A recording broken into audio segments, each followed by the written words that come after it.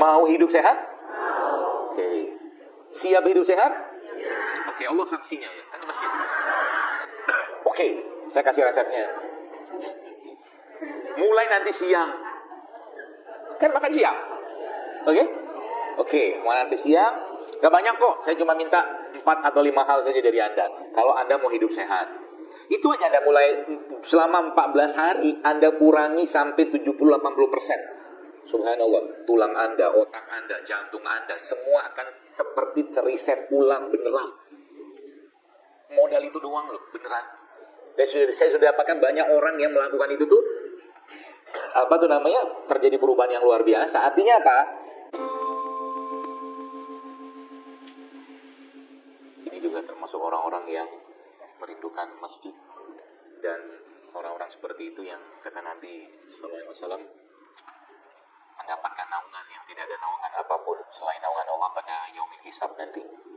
Salah satunya adalah orang-orang yang hatinya terpaut dengan masjid. Biasanya majelis begini saya izinkan dulu kalau ibu-ibu mau ngobrol. Setelah selesai Anda ngobrol baru saya akan bicara. Ini serius. Soalnya nanti ada adab di sini. Adab majelis namanya. Biar yang saya sampaikan bisa didengar dan yang mendengarkan pun nanti dapat rahmat seperti itulah. Baik, alhamdulillah saya juga bahagia sekali hari ini bisa berada di sini dan mudah-mudahan kehadiran saya di sini juga memberikan satu manfaat yang mudah-mudahan dalam rangka kita menjaga tubuh kita ini agar tubuh ini bisa dikembalikan kepada pemiliknya, yaitu Allah Subhanahu wa taala dalam keadaan yang baik. Karena kita ini diamanahi tubuh ini bukan untuk dirusak. Itu poin yang penting dan menjadi niatan utama kita. Jadi titipan tubuh kita, jasad ini bukan untuk dizolimi. Titipan tubuh ini bukan untuk dikembalikan kepada pemiliknya dalam keadaan berlimpah penyakit gara-gara ulahnya kita. Kalau Anda atau kita dititipi mobil yang bagus ya, atau mungkin dipinjamkan mobil yang bagus, maka otomatis kita harus jaga rawat baik-baik mobil itu karena biaya perawatannya mahal. Kalau seandainya rusak gara-gara ulahnya kita misalkan. Demikian juga dengan tubuh ini. Allah sudah ciptakan dengan sangat sempurna yang kita sering baca ayatnya walaupun khalaqal insana fi ahsani taqwim.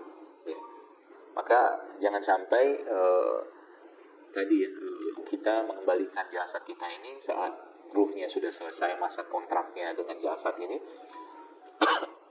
dalam keadaan rusak ya. Maka salah satu yang saya minta pada Allah adalah saya memohon agar masa-masa tua saya nanti ya, itu tidak ada penyakit dan saya tidak merepotkan orang lain, bahkan anak saya sendiri. Itu salah satu doanya saya. Supaya apa? Supaya kita bisa tetap melaksanakan ibadah itu dengan sempurna. Satu masalah asam urat saja sudah cukup katakanlah membuat kita tidak bisa sholat berdiri gitu. Satu masalah katakanlah mungkin kolesterol saja mungkin yang sudah cukup parah katakanlah berlebihan dalam tubuhnya membuat akhirnya dia nggak bisa lagi katakanlah beribadah dengan baik dan sempurna. Sehingga salah satu doa yang kita minta pada Allah yang kita baca di zikir pagi kan Allah ma'afini fi badani, Allah ma'afini fi sam'i, Allah ma'afini fi basari. Jadi kita minta sehatkan badanku ya Allah, sehatkan pendengaranku ya dan penglihatanku kan gitu. Ya kenapa pendengaran penglihatan itu menjadi sesuatu yang menjadi hal yang sangat dibahas dalam Al-Quran, itu banyak ceritanya. Jadi kalau kita mau menelisik lebih dalam lagi di Quran itu kata penglihatan sama kata pendengaran itu banyakkan pendengaran sebenarnya. Lebih banyak pendengaran. Itu sebabnya orang yang bahkan tidak melihat sekalipun dalam keadaan mungkin dia pingsan atau mungkin dalam keadaan dia koma, dia masih bisa mendengar. Sehingga pendengaran itu digunakan atau dijadikan caranya Allah berkomunikasi dengan kita semua, baik di dunia ini dan tentunya komunikasi-komunikasi yang sifatnya pada akhirnya dalam rangka menjaga hati kita, iman kita dan termasuk jasad kita itu. Sehingga kita meminta ya pada Allah Subhanahu wa taala untuk disehatkan jasadnya, penglihatannya. Allah ma'afini fi bani, Allah ma'afini fi sami, Allah ma'afini fi basari. Ya, seperti itulah. Atau mungkin doa yang lain yang kita baca di zikir pagi itu, Allahumma inni as'alukal afwa wal afiyah fid dunya wal akhirah. Ya, kita minta keselamatan, kesehatan, afiat. Ya, maka ada kata-kata sehat wal afiat gitu kan, seperti itu. Dan tentunya Islam ini Bapak Ibu sekalian memberikan pedoman yang sangat jelas tentang cara hidup sehat. Sangat jelas. Maka saya sampai sekarang nggak habis pikir gitu kan. Kenapa saya nggak habis pikir?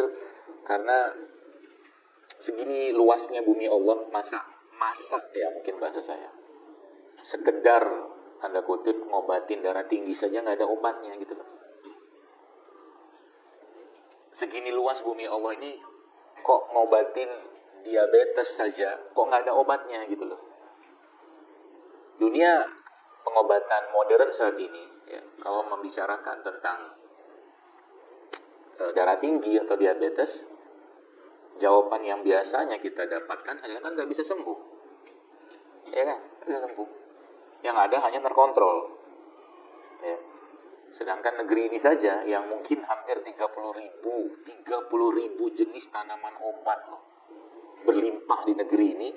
Tapi kadang sekedar untuk kita makan kunyit saja zaman sekarang orang ketakutan.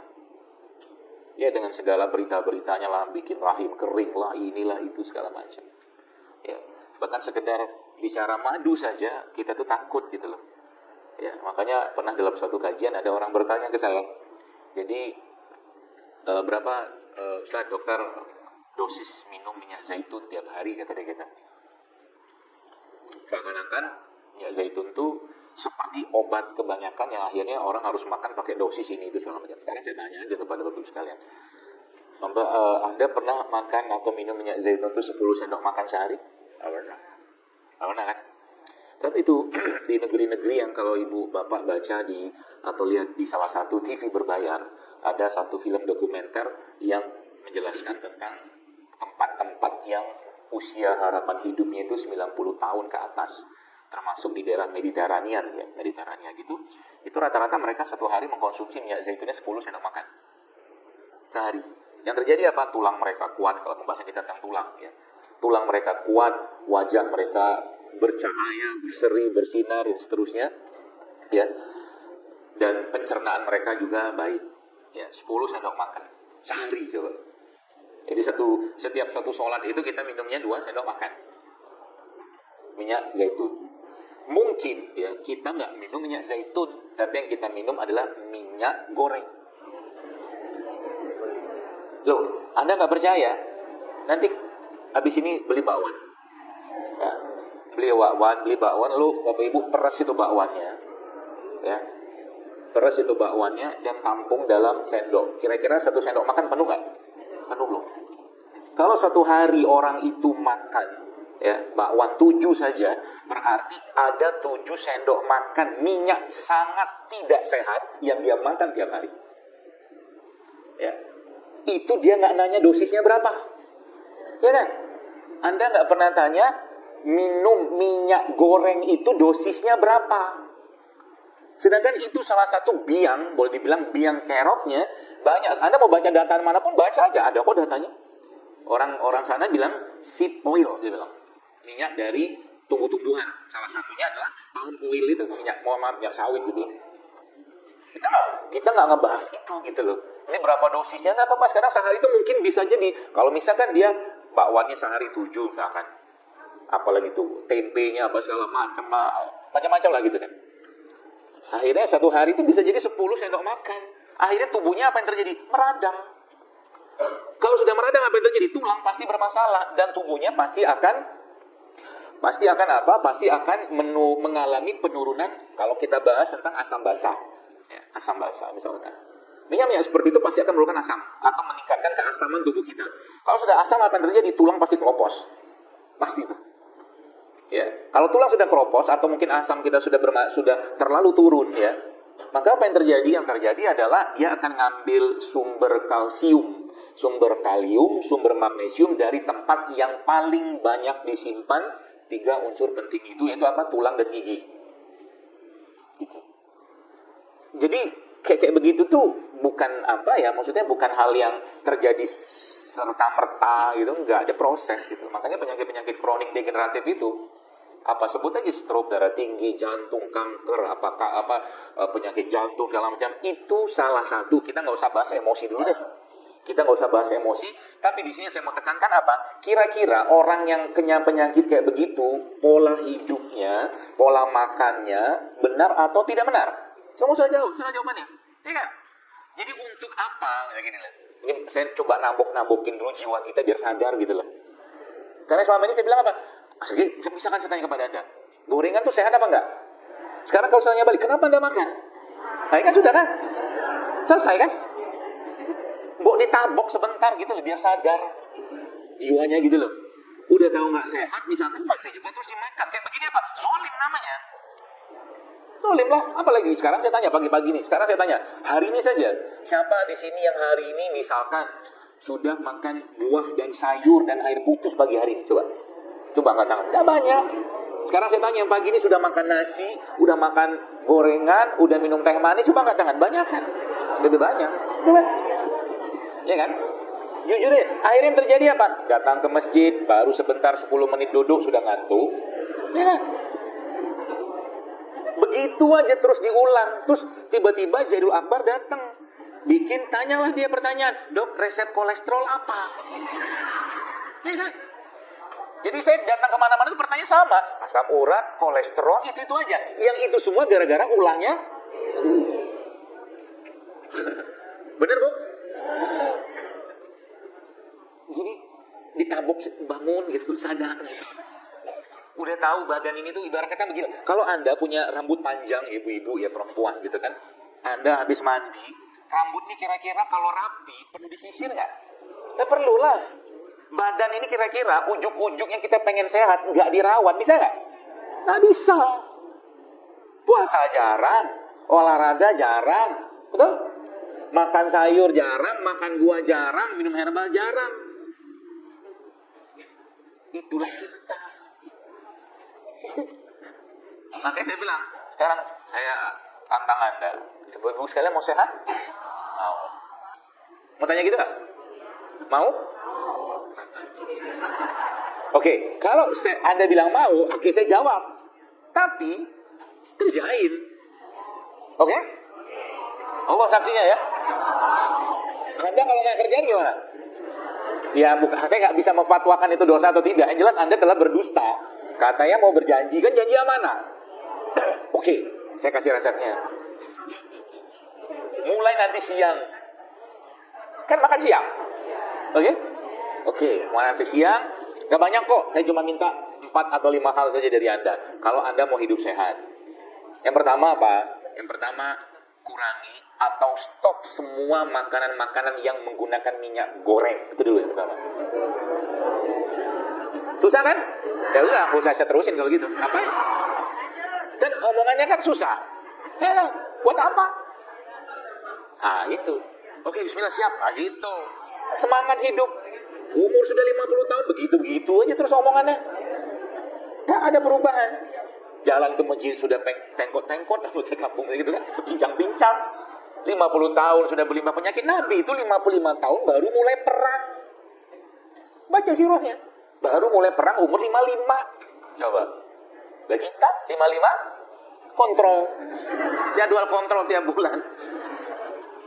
Makanya saya bilang manusia itu, kita itu tidak didesain Allah untuk sering-sering sakit. Enggak. Kita tidak didesain Allah untuk sering-sering sakit. Sebab kalau kita sering-sering sakit, nggak bisa kita mengerjakan amalan. Amalan yang paling utama dihisab Allah apa? Sholat loh. Kalau sholat sudah sakit, kaki juga sudah bermasalah, misal, nggak bisa sholat sempurna kita berdiri. Akhirnya sholatnya apa? Duduk, pahalanya gimana? Setengah pahala sholat berdiri. Sholat duduk kita kan itu. Jadi, lagi-lagi saya sampaikan kepada Bapak sekalian, ayolah kita mulai disiplin gitu loh sama diri kita itu. Ya. Mulai tegas sama diri kita, mulai mendidik dia. Boleh, berarti kalau Anda berarti dokter di rumah atau di mana gitu nggak makan tuh yang aneh-aneh. Makan, cuman porsi yang saya berikan nggak banyak. Nggak banyak saya berikan. Itu. Kayak tadi malam saya beli mie Aceh. Saya beli mie Aceh tadi malam. Anda tahu mie Aceh versi saya apa yang terjadi? Kalau saya beli mie Aceh, saya akan beli sate kambingnya 20 tusuk. Daging kan?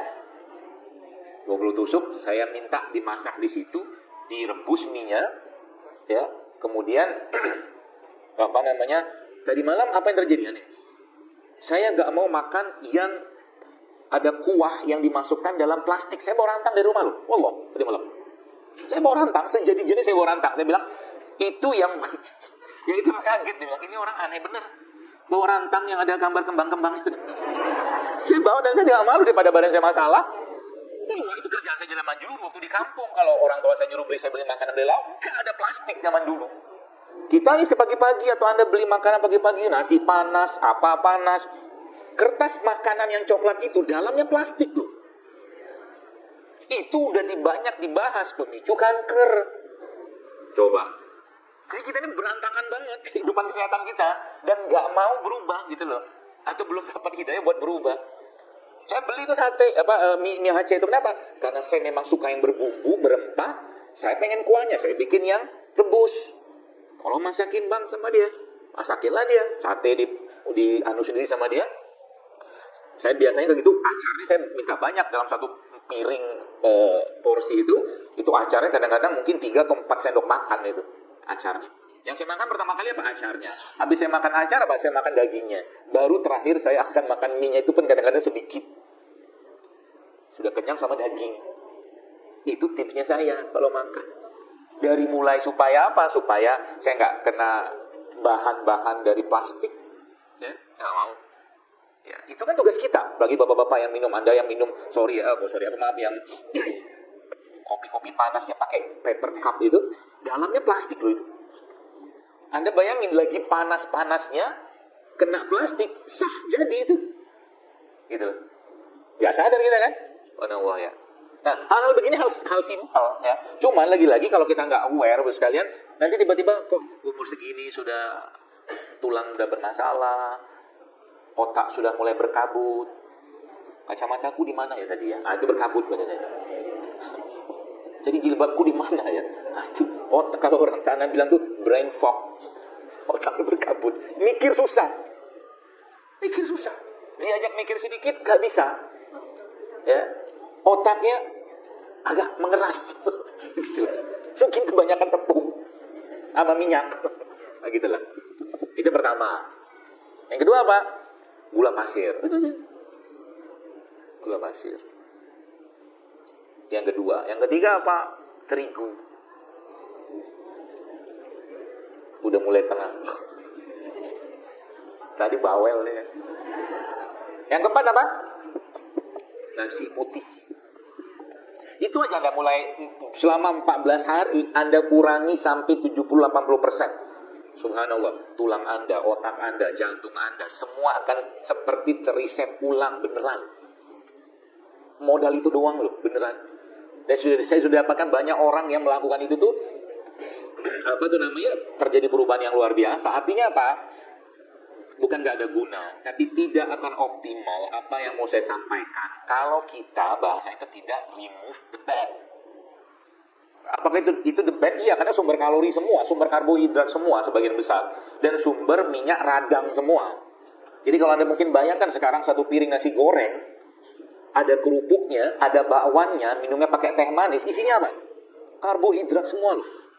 Seratnya ada? Ada. Di mana seratnya? Ada di acar sama di daun yang sering kita cueki. Daun selada itu loh, yang buat hiasan.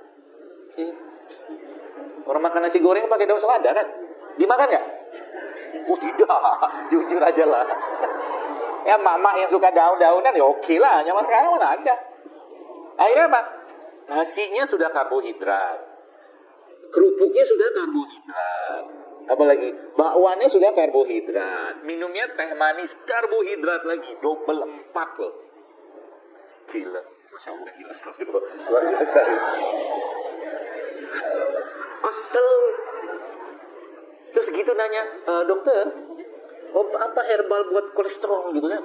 Saya jawab apa sama orang itu? Puasa. Betul, Anda baca aja puasa datanya, emang benar. Saya nggak kuat puasa, ya sudahlah. Mau ngomong apa? Mau kasih bawang putih? Mau begini? Habas soda memang benar, Anda baca datanya, habas soda, bawang putih, semua memang bagus buat kolesterol, misalkan yang berlebihan. Tapi kalau tanpa sumber yang bikin masalahnya dikurangi, mustahil. Yang mustahil. Mustahil mau sehat gitu lah. Ya, yang terjadi apa? Salah satunya kecerdasan kita pasti akan turun. Makanan itu akan sangat berpengaruh dengan kecerdasan. Oke, muncul tuh setan excuse-nya, setan alasannya. Dia akan bilang begini, makan sehat kan mahal, Pak. Iya kan? Makan sehat mahal. Selalu begitu ngomongnya kan? Padahal apa?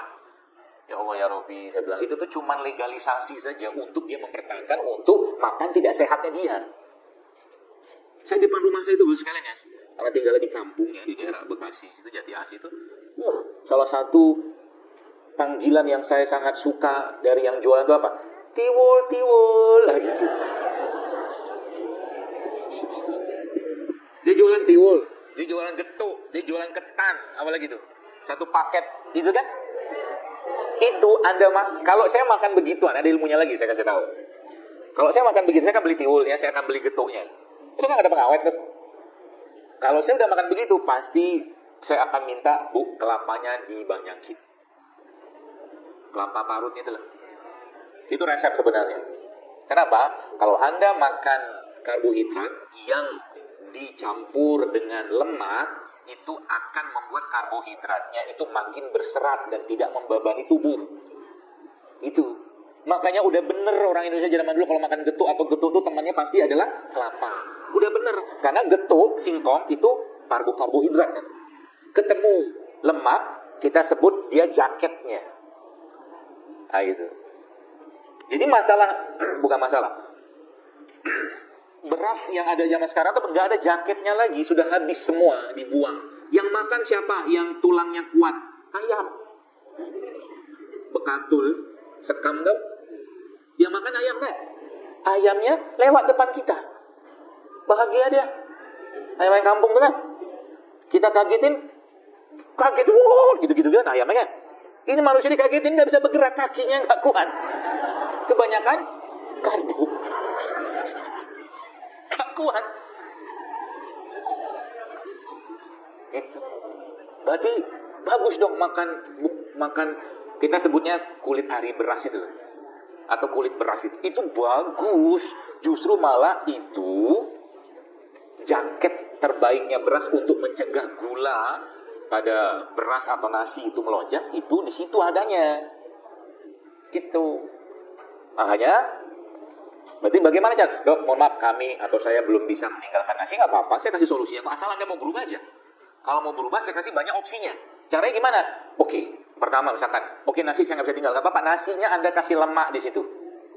Apa contoh lemaknya? Banyak. Ghee, contohnya ghee. Ghee itu GHII tulisannya. Itu lemak hewan, itu bagus. Campurin kasih ke nasi itu. Jangan mentega dicampurin. Mentega dari apa? Sawit lagi. Itu yang pertama. Atau kalau enggak Anda campur PCO, campurin ke nasinya. Atau kalau enggak apa? Anda campur misalkan zaitun di situ sedikit. Atau kalau enggak ada apapun, campurin rempah aja di situ. Enggak ada apapun juga campurin biji-bijian. Itu akan menguatkan pencernaan dan menguatkan tulang. Gitu. Mudah? Mudah. Kalau tahu ilmunya. Gitu. Makanya sudah mulai paham. Nanti kalau makan ya, Bapak Ibu makan, maka yang pertama kali dimakan dalam satu sajian makanan kita apa?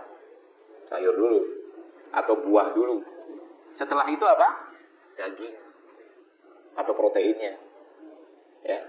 Terakhir baru Anda makan karbonya. Coba praktekin. Habis itu jangan langsung makan dulu. Sebentar ya tunggu. Biarkan dia tercerna dengan baik. Nanti lihat apa yang terjadi dengan badannya. Makin kokoh, makin kuat, kantongnya hilang. Ya. Makanya dalam surat Waqiah itu sebenarnya Allah di situ menjelaskan buah-buahan sebelum daging. Jadi makan buah itu bukan di akhir, di depan. Kalau kita kan buah dijadikan sebagai cuci mulut. Ya. Meskipun saya belum pernah lihat orang yang makan semangka atau cuci mulut, ambil semangka cuci. Nggak gitu juga. Gitu. Jadi nasinya campur apa lagi? Bisa dicampur biji-bijian. Biji wijen ada campur situ, biji habatus soda campur situ, apalagi serai ada campur. Jadi nasinya itu akan penuh dengan serat. Itu poinnya. Oke, nah saya kasih solusinya kan gitu. Sebelum nanti kita akan bahas sebenarnya masalah-masalah di kesehatan di 40 tahun itu sebenarnya simple. Ya. Kalau kita lihat di surat Ar-Rum ayat 40 itu, Allah mengatakan begini kepada kita, bahwa kita tuh dijadikan awalnya lemah, kuat, lemah lagi. Nah, kita kan nanti sorotin di situ sebenarnya yang dimaksud kira-kira kalau dalam perspektif badan kita itu yang apa yang kita harus mau kuatkan di situ supaya nanti katakanlah kekuatan tubuh kita itu memang sampai pada batasnya memang kuat, bukan dia menurun kuat itu secara drastis gitu loh. Nanti kita akan bahas. Ya, nasi kayak begitu tuh. Atau kalau nggak usah makan nasi sekalian, makan ubi kan bisa. Bahkan ini saya kasih pilihan yang lebih bagus dari nasi sebenarnya, salah satunya bukan lebih bagus sih. Kalau datanya memang lebih bagus, yaitu apa? Sorghum. Sorghum itu besinya lebih tinggi daripada nasi, karbohidratnya jauh lebih rendah daripada nasi. Sorghum. Nanti di browsing aja sorghum itu apa? Dia bentuknya kayak gandum, bijinya kecil-kecil, ya kayak biji kacang hijau lah gitu kan. Nah, itu bisa dibuat makanan. Itu jauh lebih powerful ya untuk memberikan serat pada tubuh kita. Itu. Kemudian minyaknya mau diapain? Nih, kita remove the bad dulu, kita ganti dulu, baru kita akan bahas yang lain. Ya, nanti saya jelaskan. Kemudian minyaknya ganti apa, Pak? Kalau perlu mulai sekarang jangan sering-sering pakai minyak goreng. Kalau mau minyak goreng, Anda usahakan pakai minyak kelapa saja, atau kalau nggak dikukus, ditumis, atau kalau tumis kan atau disangrai itu kan nggak perlu pakai minyak banyak. Bagaimana saya bisa menjelaskan ini supaya Bapak Ibu paham? Oke, saya jelaskan dengan sebuah kaidah sangat mudah. Kentang, satu tangan saya ini kurang lebih lah ya. Kentang ini saya kukus, ya, saya makan, ya, sama kulit-kulitnya. Jadi kalau makan kentang jangan dikupas, makan sama kulit-kulitnya. Terus langsung berpikir, berarti durian juga. Yang enggak lah kalau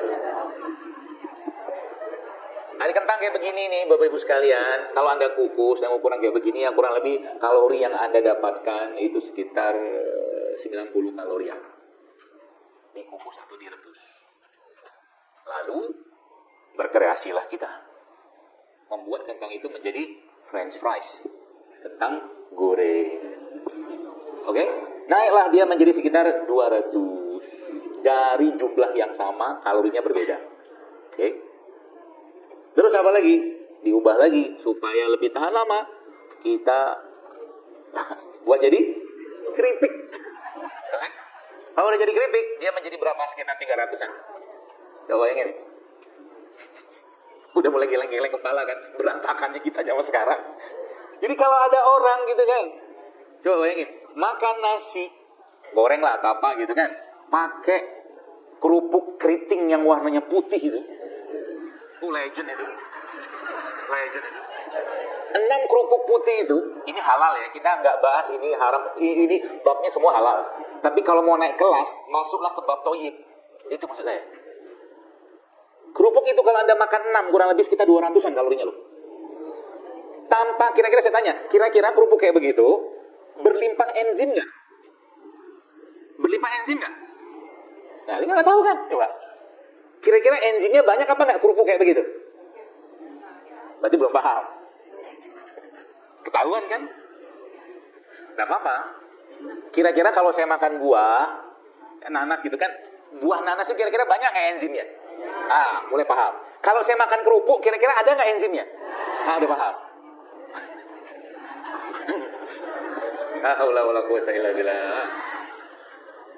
Saya ngisi kajian begini nih, kadang-kadang khawatir aja banyak bazar di depan. Macam-macam itu kan, pentol, apalah gitu kan, sosis lah, belum lagi. Itu jadi gak enak. Makanya kalau gini tuh mendingan gak usah ada bazar. Kalau ada bazar mendingan bazar yang sehat. Sebab yang udah dapat hidayah biasanya gak mau lagi tuh. Tapi biasanya jarang. Dari 200 orang yang datang, ya dapat hidayah 5 orang lah kadang-kadang. Butuh perjuangan. Untuk hidup sehat itu butuh perjuangan. Kenapa? Karena musuhnya bukan pedagang, tapi musuhnya syaitan. Anda sedang berhadapan dengan syaitan. Kata siapa? Kata Quran. Wa kulu mimma fil ardi halalan thayyiban wa la tattabi'u khutuwati syaitan. Gitu kata Allah. Musuhnya setan, bukan si fulan, bukan. Mereka mantau kita, nggak bisa halal. Kita katakanlah muslim itu kan, sama dia digodain tuh. Digodain apa? Kalau halal kita bisa lewatin, oke, saya nggak mau makan yang haram, nggak mau. masuk ke bab selanjutnya, yaitu apa? Toyib, kan itu. Kalau toyib dia nggak bisa goda juga, masuk ke yang ketiga, berlebihan. Nah itu. Jadi kalau Anda makan, misalnya makan kurma sehari 2 kilo, pasti kena diabetes. Pasti. Iya kan? Kurma sehat nggak? Toyib nggak? Halal nggak? Nah, bab ketiga dipakai sama dia. Tema ketiga. Begitu caranya. Jadi kita harus tahu musuh kita itu siapa dalam urusan makanan kayak begini. Gitu. Sampai mana tadi? Hah? Kerupuk. Ya kan? Kerupuk. Jadi bahayanya ya sekalian. Enzimnya nggak ada, mineral nggak ada, vitaminnya. Coba baca datanya deh sama saya. Itu apa sebenarnya? Terigu kan? Terigu digoreng kan? Dia pergi ke salon, dikeriting-keritingkan sedikit. Kerupuknya itu. Berarti nggak boleh makan kerupuk? Boleh. Tapi kalau mau agak sedikit kita naik kelas, carilah kerupuk yang bukan terigu. Contohnya apa? Kerupuk singkong misalkan. Kalau pengen, itu punya banyak juga. Apalagi? Ya kerupuk-kerupuk non gluten kan banyak. Termasuk apa? Kerupuk, kalau orang Padang bilang kerupuk jange. Nah, itu oke. Meskipun minyaknya banyak juga. Pokoknya habis dari kajian begini, Anda akan pusing awalnya. Ini Jailul Akbar ini bikin kita susah aja makan. Ini tidak boleh, itu tidak boleh. Biasanya gitu. Tapi lama-lama baru dia paham apa yang saya sampaikan. Gitu. Jadi kalori dari vitamin nggak ada, segala macam nggak ada. Nah, tadi kan nasi ada tuh. Ini minyaknya gimana? Nggak ganti dengan minyak-minyak yang sehat. Minyak kelapa boleh, atau mungkin ada tumis pakai. Ya maksudnya jangan terlalu pakai minyak aja pokoknya. Jangan terlalu banyak pakai minyak dalam makanan kita. Itu aja pesan saya. Kalaupun pakai minyak, minyaknya bukan untuk dipanaskan. Kalaupun pakai minyak dipanaskan, carilah minyak-minyak yang sehat. Itu aja. Kedua kan, gula pasir. Tapi kan butuh gula. Oke, saya kasih solusinya. Tapi ini pun jangan terlalu berlebihan juga. Banyak, ada pakai madu. Ini madu. Ya. Atau pakai gula aren, gula kelapa, gula jawa, segala macam. Tapi usahakan mulai latihan untuk tidak menggunakan pemanis. Misalkan tadi pagi saya di rumah minum kopi. Kalau minum kopi nggak pakai apa-apa kalau saya. Kenapa? Saya sudah meyakini bahwa saya sudah cukup manis. Tanpa pemanis apapun. Gitu. Anda juga sama, harus yakin, harus pede sama diri. Karena yang memuji kita kan kita sendiri. Gitu loh. Mau berantakan kayak apa, saya cantik, saya ganteng, apa aja. Puji itu di sini. Itu bagian dari kepedean, nggak apa-apa. Supaya apa? Nanti kalau Anda mau makan sesuatu ya, jangan sampai makan itu membuat jiwa Anda tertindas dan teraniaya. Bapak-bapak gitu kan sukanya makan emping, tiba-tiba istrinya datang. Marah-marah. Udah tahu asam urat, masih juga makan emping. Prat, ngomong terus kan. Akhirnya satu emping yang dia sudah makan itu menjadi emping yang penuh dengan penganiayaan.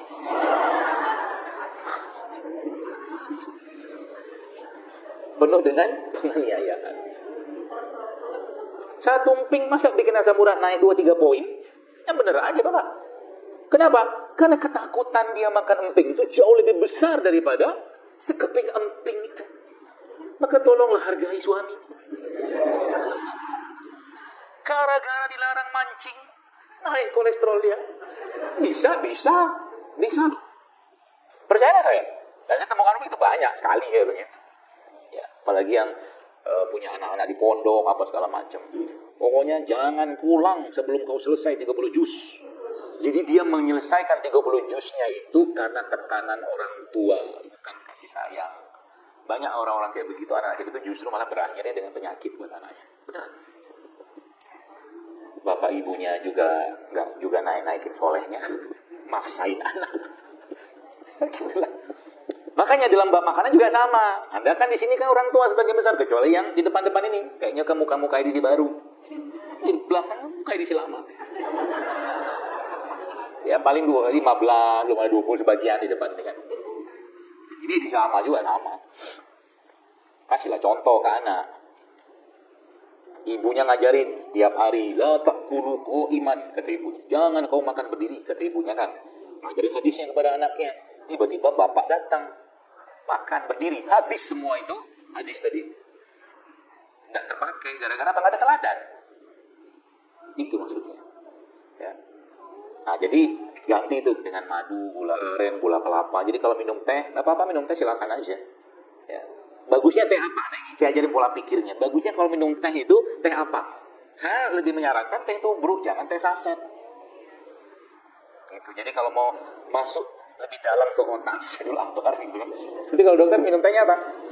Itu tubruk. Kira-kira kemarin saya ada makan apa gitu kan. Terus dibawain sama abangnya itu teh botol kemasan gitu, bukan merek apa, adalah teh botol gitu kan. Botolnya plastik kan.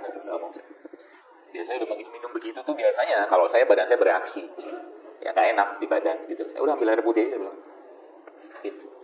Tehnya ditubruk gitu kan. Jadi mulai membiasakan. Ya. Kemudian apa lagi? Gula pasir tadi ganti dengan ini juga, atau ya buah-buahan, kan kita butuh karbohidrat, Anda makan buah-buahan. Buah-buahan juga dimakan. Kalau Anda mau sehat, makan buah, bukan di jus kalau saya. Kenapa jangan di jus? Sebab kalau di jus nanti gulanya naik lagi.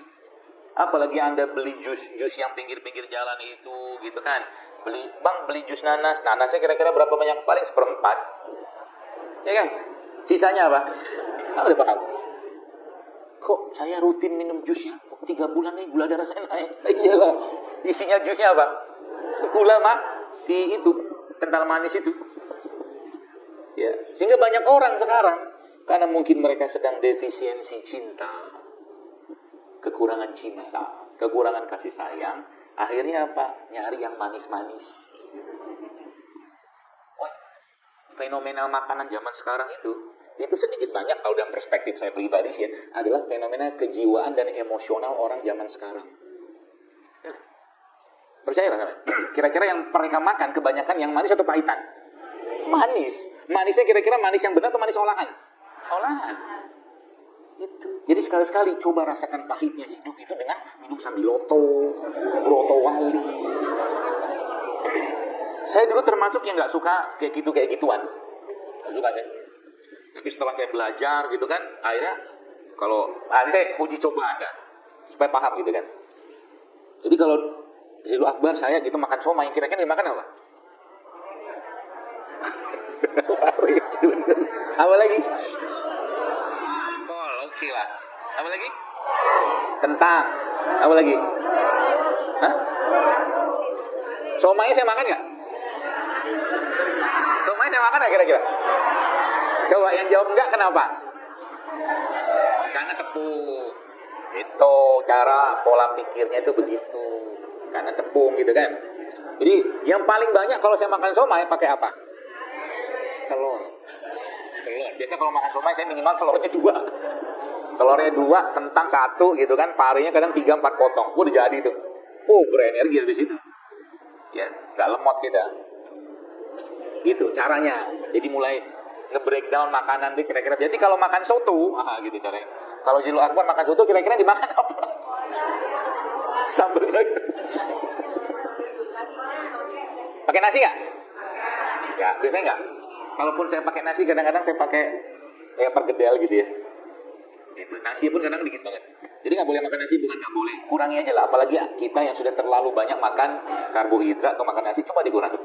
Badan lebih enak. Berarti badan kita nanti lemas dong? Enggak, tenang aja. Protein itu kalau Anda asupannya benar, itu nggak bakal lemes. Ya. Insya Allah nggak bakal lemes. Gitu. Itu tadi gula. Ya, jadi makan buah kita ganti manis-manis itu kita dapat di sumber. Masuk ini juga, ya. Madu. Kenapa madu ini menjadi sesuatu yang perlu kita konsumsi? Karena dia mengandung saripatinya manusia.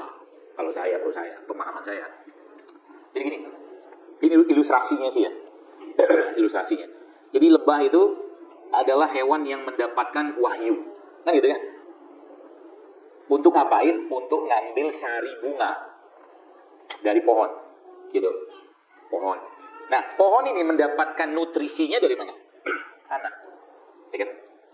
Oke, tanah simpan dulu. Nah, kita pergi dulu sekarang bicara tentang Quran. Manusia diciptakan Allah dari mana? Apa ayatnya?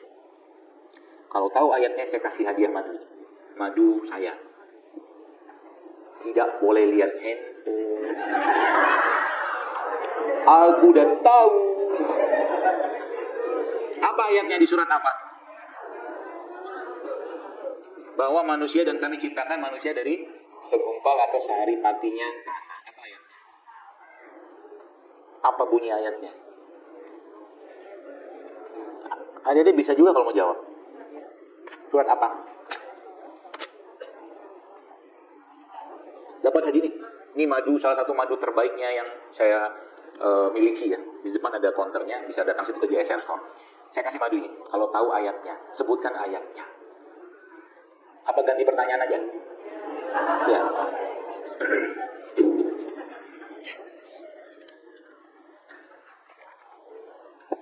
Depannya wow. Wow. Terusannya ibu belakang. Apa bu? Nggak lihat handphone ya? Oh, lihat handphone batal. Apa ayatnya? Sudah belum. Apa bu? Yang terakhir bu? Walakot. Ntar dulu, diam dulu. Soalnya panitia nggak bergerak-gerak juga. Masih mic ke dia. Walakot. Nggak kedengar. Bukan. Walakot insana fi ahsani taqwim. Itu tadi. Oke, yang saya baca. Coba apa bu?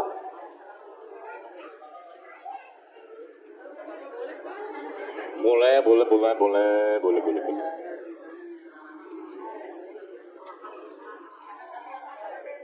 Apa bu?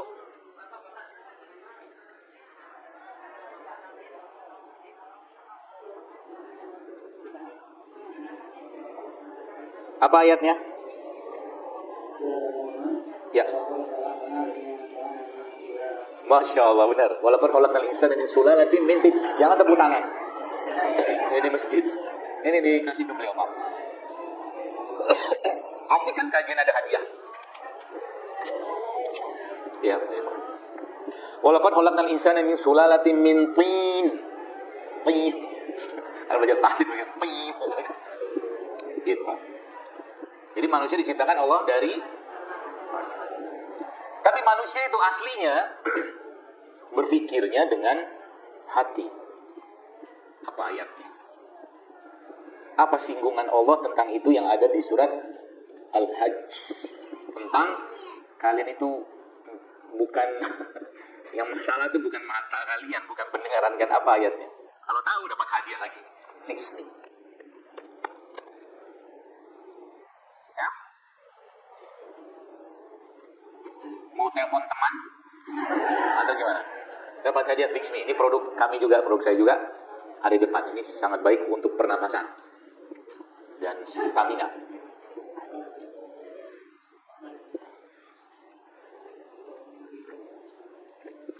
Ada yang tahu? Lewat. Jangan antum lagi lah. Oh sebelah. Oke.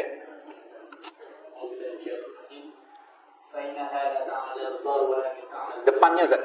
Depannya. Dari awal depannya. Afalam depannya. Nah, kita kasih clue-nya. Afalam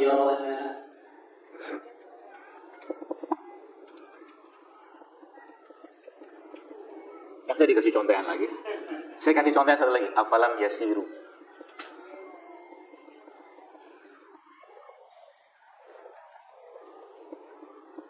Satu, dua.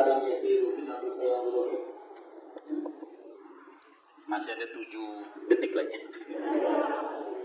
3, 4, 5, 6, 7, 8, 9. Ada lagi? Ada yang mau jawab? Surat Al-Hajj. Oke, antum selesai.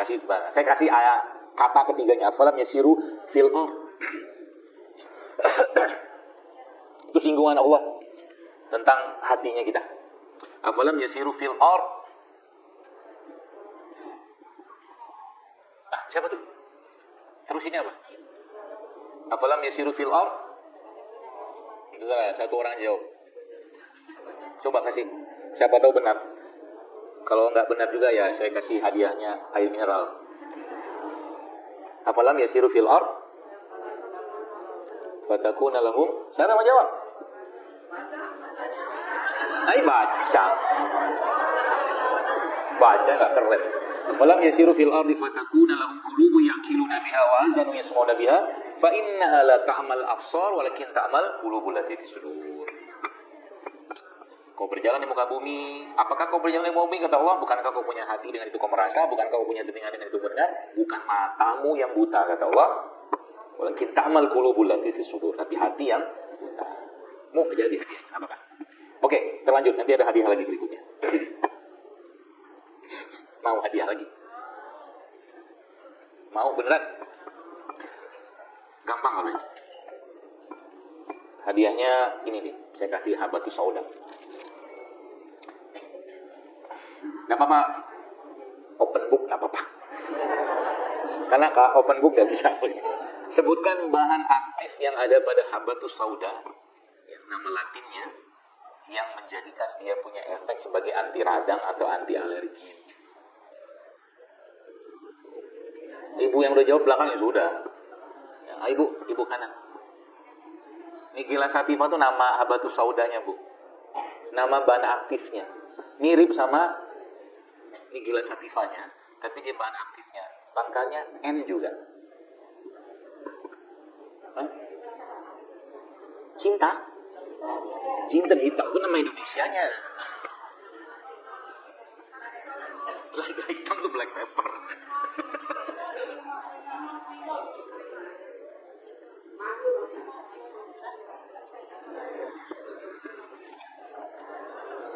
Madu. Gak apa-apa, kasih aja hadiahnya. Gak apa-apa, kasih ibu tadi jawab madu tadi tuh. Itu salah 1000%. 1000% salah. Ini kasih hadiah biar ibu lebih lancar nanti ya berpikirnya. Masya Allah. Apa, Bu? Pimoquinone. Bukan, pangkalnya N. Bukan Nigella sativa. Belakangnya N.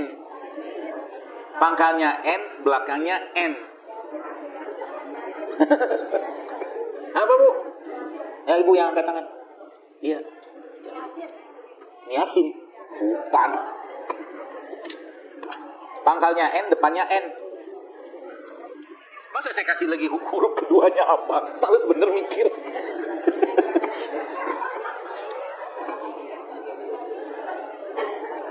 Apa? Nih? Nigelon. Bener tuh. Ini kasih beliau. Masya Allah kan. Belum pernah kan kajian bagi-bagi hadiah. Saya banyak hadiahnya. Ya. Nanti kalau dapat berpikir di luar. Oke, lanjut. Jadi tadi ya gula pasir gitu ya. Kita ganti, nggak apa-apa.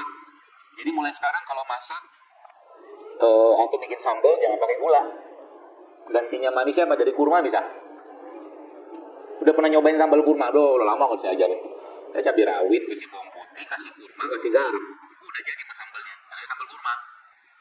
Gitu. Nah kalau Anda yang main ke kafe saya di Jati Asih, namanya kafe JSR, situ kita pakai sambalnya itu. Jadi nasinya di situ kita pakai beras coklat. Nah, biasanya kalau di sana, saya kalau pas lagi cocok waktunya, misalkan ada ibu-ibu dari majelis taklim mana, kita ngobrol-ngobrol lagi di situ, bincang-bincang sehat mungkin banyak gitu lah. Di situ yang didapatkan apa? Yang apa yang saya sampaikan di situ ada semua. Bukan ada semua, maksudnya, misalnya mie, di sana bikin mie, tapi mie-nya bukan dari terigu. Kita bikin pizza di sana, tapi tidak dari terigu. Gitu. Semuanya yang saya sampaikan situ dipraktekkan. Nggak ada gula pasir, nggak ada minyak sawitnya, nggak ada terigunya, gitu loh. Seperti itu. Kapan-kapan main deh. Kafe JSR Jati Asih. Baik, kemudian tadi apa lagi Bu sekalian? Jamaah sekalian, setelah kita bahas tentang tadi nasi tadi, jadi nasi udah diganti ya. Nasi ganti, gulanya ganti, minyak ganti, terigunya ganti. Gitu. Makanya apa yang saya sampaikan ini sebenarnya saya buat prototipenya, gitu, supaya kita bisa merasakan itu. Ya, kalau prototipenya dalam hal misalkan tadi non terigu atau mungkin bahasa keren itu non gluten apa? Ada. Saya bikin namanya satu produk namanya roti sehat keluarga JSR, Roska JSR, itu di online. Dan nanti mau bikin itu juga apa-apa. Jadi bahan-bahannya apa? Kita pakai sorghum, kita pakai mokaf, kita pakai tepung beras sama tepung sagu aren. Tapi kita tidak pakai ragi instan. Nah, itu bedanya. Bisa nggak? Bisa. Rasanya gimana? Masya Allah. Gitu, asik. Gitu. Karena sehat itu harusnya tetap, atau sehat itu harusnya tetap enak. Itu prinsipnya. Ya, seperti itu. Baik, jadi itu polanya. Nah, terus kalau kita bicara perkembangan manusia kita ini ya, mungkin maaf sudah yang sudah 40 tahun, 50 tahun, itu pasti akan terjadi penurunan. Apa yang menurun? Sebagian besar adalah yang berhubungan dengan hormon, ya. Sebagian besar adalah yang berhubungan dengan hormonal. Laki-laki misalkan di usia 40 tahun testosteron dia pasti akan turun. Ya, perempuan juga sama. Ya, makanya saya lebih menyarankan sebelum kita bahas apa yang harus dikonsumsi ya. Jadi yang sudah 40 tahun ke atas itu mulailah untuk pelan-pelan latihan beban. Ya, latihan beban. Contoh latihan beban apa? Ya ini dipegang 50 kali. Nanti dia pegel di sini, dia akan kebentuk otot yang baru. Itu latihan beban.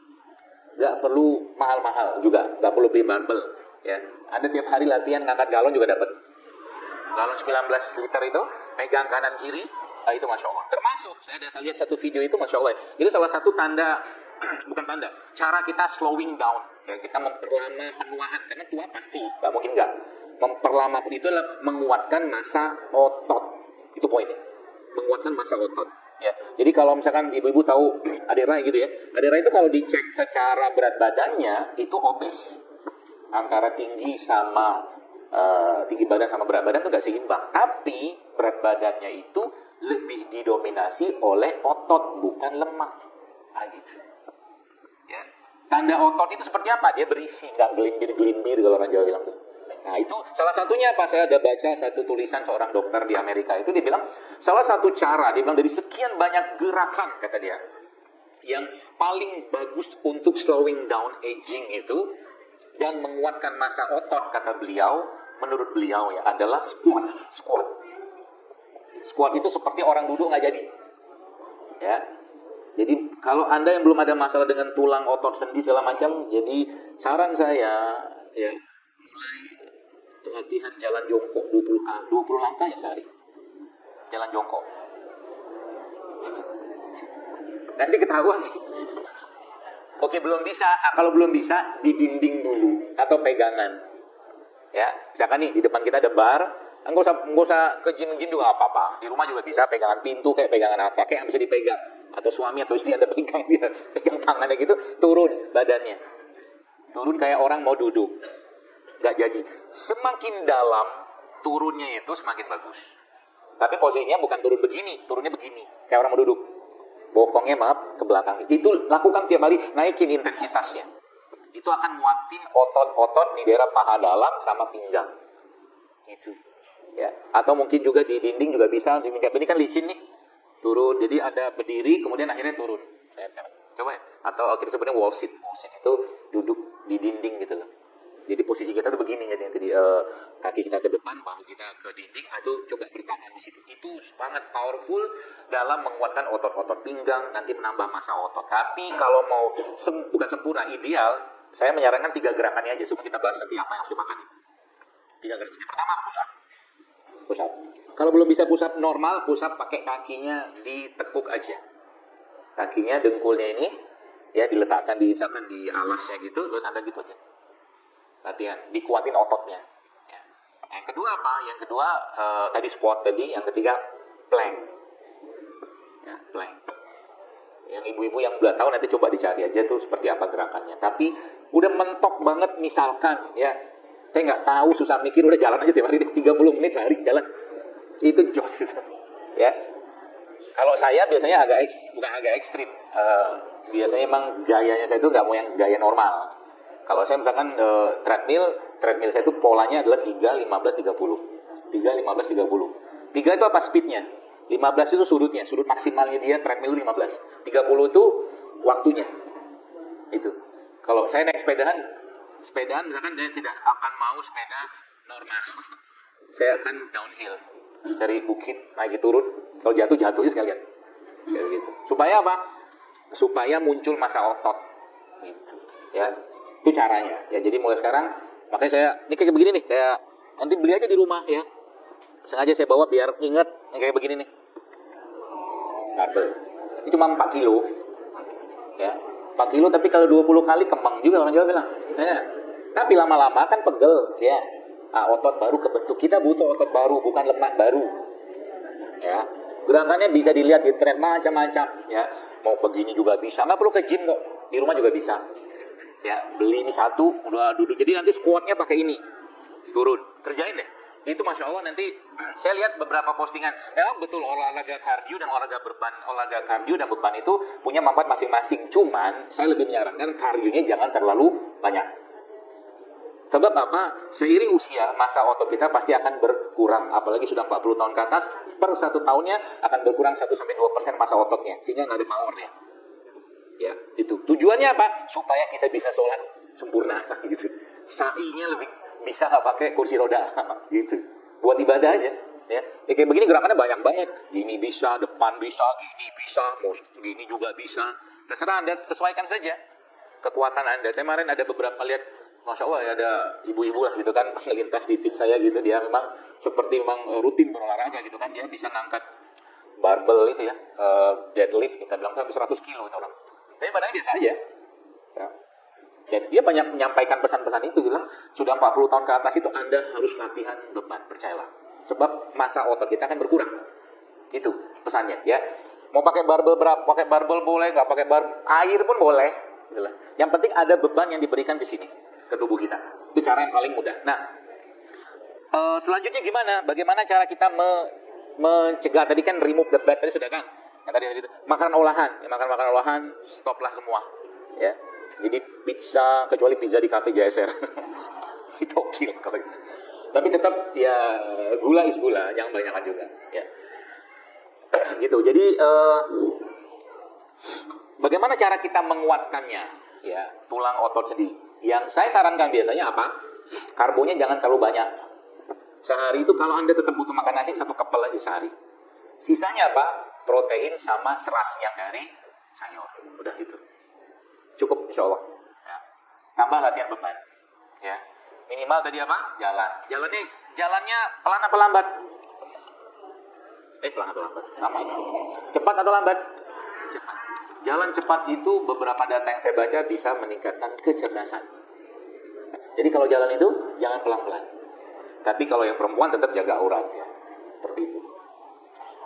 Kapan waktu terbaik kalau mau jalan? Yang pas lagi ada matahari, jam-jam 6:30 sampai 9. Matahari dapat tuh. Yang berpanas-panas aja. Ya, jadi itu protein. Kemudian apa lagi caranya untuk menjaga itu tetap baik ya. Tadi protein, lemak. Nah, lemak itu bisa didapatkan dari sumber-sumber lemak yang baik. Contohnya apa? Ini contohnya nih. Zaitun, ya, PCU. Jadi tadi saya minum, bisa minum. Kadang-kadang saya campurin tadi. Kalau biasa itu kalau paket komplitnya saya minumnya 3 sekaligus. Ini 2, ini 1 kadang masalahnya banyak. Kalau pas lagi aktivitas saya banyak, biasa sekali minum juga banyak. Ini kadang ini kan kalau diambil 7 kapsul gitu kan ya, atau 5 kapsul kan cuma 1 sendok makan. Hitungannya. Jadi kadang ini 5 kayaknya banyak banget, padahal nggak banyak-banyak, nggak sebanyak itu karena dia kapsul. Ini kalau yang ini hablu soda, ya 1-2 kapsul karena ini kan ekstrak, jadi dia banyak mengandung zat intinya. Ini buat tulang, buat otot, buat otak, termasuk ini juga salah satu yang sangat baik untuk mencegah ya Alzheimer juga, lonjakan gula habis makan. Rutin aja. Ya, gak usah banyak-banyak karena dia sifatnya panas, jadi sehari ya kalau yang serbuk mungkin 2-3 kapsul cukup. Kalau yang minyak kayak begini kadang kalau kapsul serbuk saya kadang-kadang minum lebih banyak, kadang 5 atau 7 sekali minum. Kalau yang serbuk, karena ini kan minyak. Yang minyak paling 2 atau 3 kapsul sehari cukup. Perlu jadi minum tuh. Ya. Itu buat sumber lemaknya kita. Kemudian apalagi Bos sekalian, serat ya. Jangan pernah tinggalan serat tiap hari. Dari mana sumber seratnya? Ini juga serat sebenarnya. Tapi serat-serat yang kita biasa temui adalah dari sayuran, buah-buahan. Tapi ada tapinya.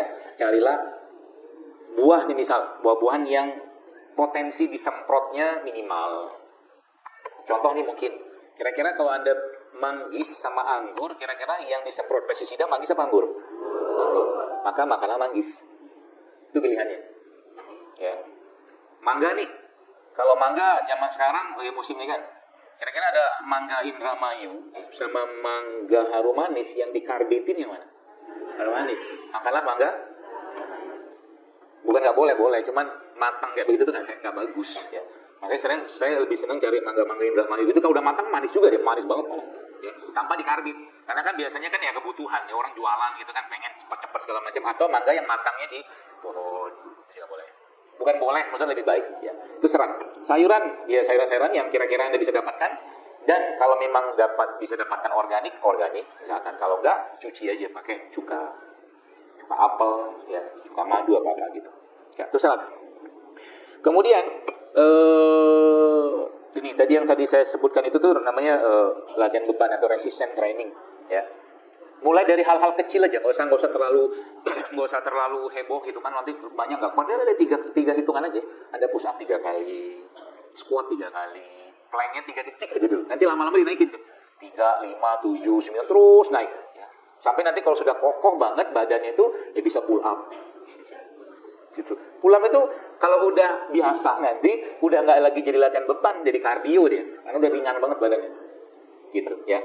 Pull up-nya pakai apa? Macam-macam ya. Itu misalkan contohnya. Kemudian apalagi sekalian protein. Jadi protein tadi saya jelaskan tadi, sumber-sumber protein sudah tahu, tahu tempe, ya, ikan, daging gitu ya. Bukan olahan. Ya, jadi kalau Anda pengen makan protein, makanlah protein yang asli. Jangan saya tadi makan protein misalkan apa namanya, bola-bola ikan itu kadang-kadang ikannya pun nggak ada ya, cuman flavor aja kan begitu. Ada hitungan kebutuhannya, cuma saya lupa, nanti bisa dicari lah datanya. Kemudian apalagi bos sekalian, hidrasi air ya. Air apa? Air putih boleh, air yang isotonik seperti air kelapa juga boleh. Air kelapa tuh air isotonik, tonisitasnya sama kayak tubuh kita, jadi bagus minum tiap hari. Air kelapa apa? Muda boleh, tua boleh, setengah tua dan muda pun boleh gitu. Dan kelapanya dimakan, kelapa itu kan tadi sudah kelapa parut ya gitu. Terus apa lagi yang ada kan resep-resep yang kita bisa pakai untuk menguatkan tulang, yang kita bisa bikin sendiri di rumah bisa. Salah satu yang biasa saya sarankan itu adalah kaldu tulang ya. Kaldu tulang dibikin dari apa? Dari tulang sapi boleh, dari tulang kambing boleh, dari ceker ayam boleh. Dimasak selama 6-8 jam dengan api yang kecil, kasihlah bumbu-bumbu di situ. Sehari Anda minum sekitar 100 cc. Itu akan menguatkan tulang, otot, sendi 100 cc. Nanti kalau Anda bikin itu, ibu-ibu sekalian bikin itu, maka ibu bapak sekalian akan dapatkan seperti minyak. Itu bukan minyak, tapi itu kolagen. Itu kolagen ya. Banyak nggak sumber kolagen? Banyak. Zaitun pun sebenarnya ada kolagennya ya. Atau kalau enggak makanan-makanan, bukan makanan tapi produk-produk seperti gamat itu tinggi kolagen. Gamat atau kolang-kaling itu bagus tuh. Jadi nanti kalau bikin es campur kayak gitu kan, ambil air kelapa tuh, kasih rumput laut itu, atau ya rumput laut lah ya. Kita ada hampir 70-80 mineral di rumput laut itu, banyak sekali ya. Ambil air kelapa, ambil rumput laut, ambil kolang-kaling, ambil cincaunya bikin sendiri aja. Beli daunnya, remek-remek dia, nanti jadi cincau itu. Sebab cincau yang banyak di luar sana biasa sudah pakai benzoat. Gitu. Atau cincau-cincau yang abang-abang keliling tuh, dengan syarat jangan bersuuzon sama cincaunya. Ini bersih nggak ya? Kalau suuzonnya kebanyakan jangan beli. Sebab bakteri kita akan sesuai dengan apa yang kita pikirkan. Jadi kalau Anda makan, kalau sudah makan itu sudah berlimpah suuzon dan curiga di depan, jangan makan, karena nanti akan bereaksi badannya. Gitu. Nanti kan begini bisa tanya tuh, dokter kalau makan nasi padang gimana? Makan aja. Silakan makan. Kalau Anda tenang, makan aja. Berarti kalau saya makan nasi padang, kira-kira dimakan apa? Nah itulah. Banyak. Padahal banyak, ada sup kan? Ada sup dagingnya, ada ayam poknya. Rendangnya makan, kadang saya makan. Dan biasanya kalau gitu pesan nasinya sedikit saja. Rendang atau ayam. Termasuk kikil. Kikil tuh bagus loh. Itu kalau ibu bapak bikin sup kikil, itu Masya Allah, itu sumber kolagen yang sangat baik. Ya. Cuman kita kan biasanya kikilnya dikasih santan. Jadilah gulai kikil. Gitu. Ya, jadi kalau kikilnya dibikin sup, nanti kikil saya nggak tahu di pasar itu harganya mahal atau tidak, saya nggak tahu. Tapi kayaknya lumayan sih, harganya mirip-mirip daging sih. Tapi lebih murah dari daging. Cuman itu sumber kolagen yang sangat bagus buat tulang, otot, dan sendi. Gitu. Ya. Kikil. Jadi rumput laut tadi ada cincau, ada kolang-kaling ya. Nah, butuh manis, campurin madu atau gula aren. Gula merah boleh nggak? Bukan masalah boleh apa nggak boleh sih ya. Karena gula merah yang ada pun sekarang isinya gula pasir juga. Ya. Jadi mulai agak disiplin gitu kan. Ribet nggak? Nggak ribet. Kalau kita udah niat kayak begitu, biasanya Allah kan fasilitasi itu. Caranya, jalannya, rezekinya. Kalau mau, bisa kayak begitu. Ya. Makanya biasanya kalau saya ngisi-ngisi di mana-mana gitu, kalau pas lagi dijamu atau disuruh masuk ke ruang DKM-nya, nanti jangan diajakin masuk ke ruang DKM karena saya pergi. Nanti di sini biasanya sajiannya berubah total. Dari yang biasanya minyak-minyakan menjadi rebus-rebusan karena Jadul Akbar datang. Begitu. Biasanya. Tapi nggak apa-apa lah. Mulai hidup sehat. Jadi termasuk juga nanti. Saya kadang-kadang challenge-nya itu apa? Bagaimana Ramadan itu bisa bikin takjil sehat? Nah coba. Karena takjil kita dari zaman dahulu kala, dari zaman purba kala, nggak berubah-berubah. Itu aja takjilan kita kan. Padahal, Masya Allah, saya kadang-kadang sarankan, bikin tuh dispenser rimpang. Bisa kok. Maka di kafe saya itu, di situ ada 17 jenis minumannya. Kalau misalkan ada majelis taklim yang kita janjian datang, kayak kemarin tuh 40 orang, karena nggak muat, karena kapasitas cuma kecil, jadi kita ngelampar aja di bawah, gitu kan, kita siapin tuh minuman-minuman rimpang yang tetap enak gitu loh. Ada apa secangnya, ada apanya gitu loh, seperti itu. Nah, bikin tuh dispensernya, termasuk kayak di sekolah anak saya gitu ya. Jadi akhirnya dibikin tuh program rimpang-rimpangan. Jadi dibikin dispenser, semua orang boleh minum situ. Jadi dikenalin lagi, ya, minuman-minuman daripada minuman-minuman yang penuh dengan gula-gula itu semua. Ya. Jadi mengembalikan rasa yang pernah ada. Nah, gitu loh. Lidah meratakan rasanya. Sekarang makan pedas nggak perlu makan cabai, makan flavor aja, perisan. Makan manis juga sama, ya, seperti itulah. Itu ya. Kemudian apalagi tadi protein sudah, lemak sudah, kemudian hidrasi air tadi sudah. Jadi air kelapa salah satu sumber yang sangat saya sarankan. Ya jadi kalau minum air kelapa, ya jangan dikasih apa-apa. Kalau tetap mau kasih madu aja. Ya, seperti itu. Serat. Kemudian satu lagi apa? Yang bisa nguatin tulang otot sendi itu apa? Matahari. Berjemur. Di mana berjemurnya? Ya, serahlah pokoknya depan matahari deh. Di tiang jemuran boleh. Gitu.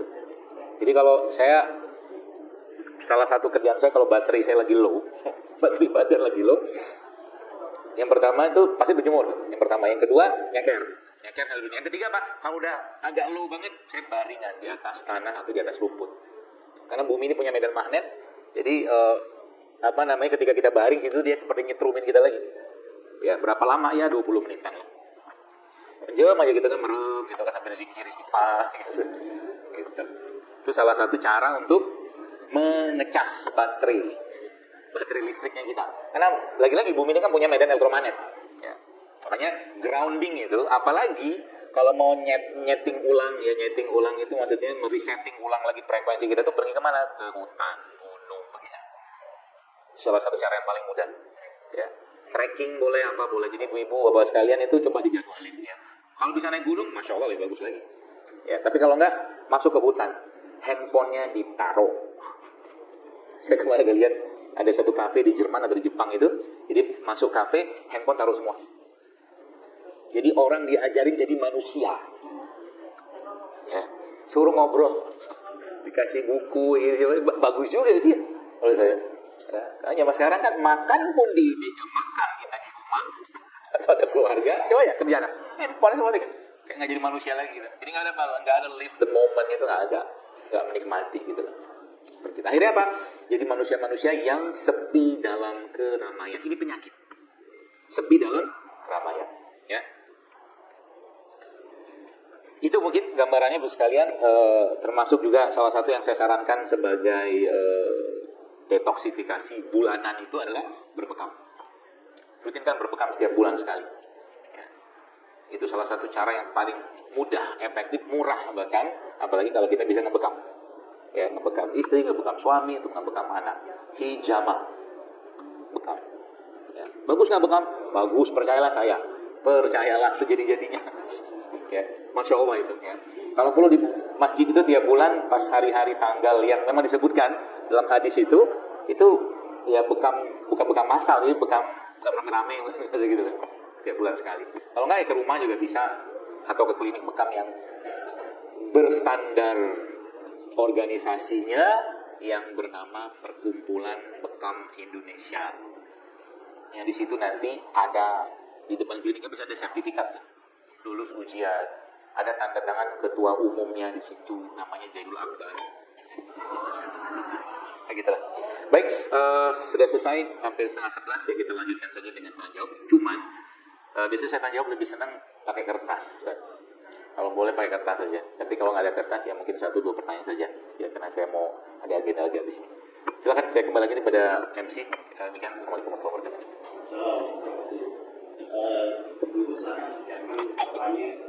Tapi boleh saya jawab dulu Pak ya?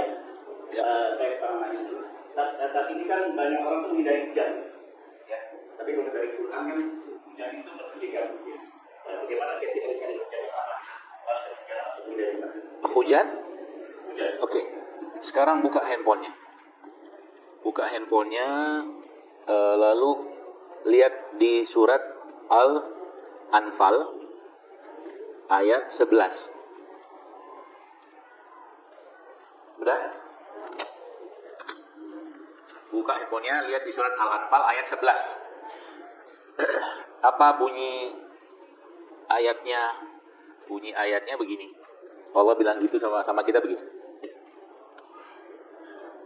Iz yughashikumun nu'as amanatan minhu wa yunazzilu 'alaikum minas sama'i ma'an litahhirakum bih wa yuzhibakum ankum rizza syaitan wal yarbita 'ala qulubikum wa yustabbita bihil aqdam.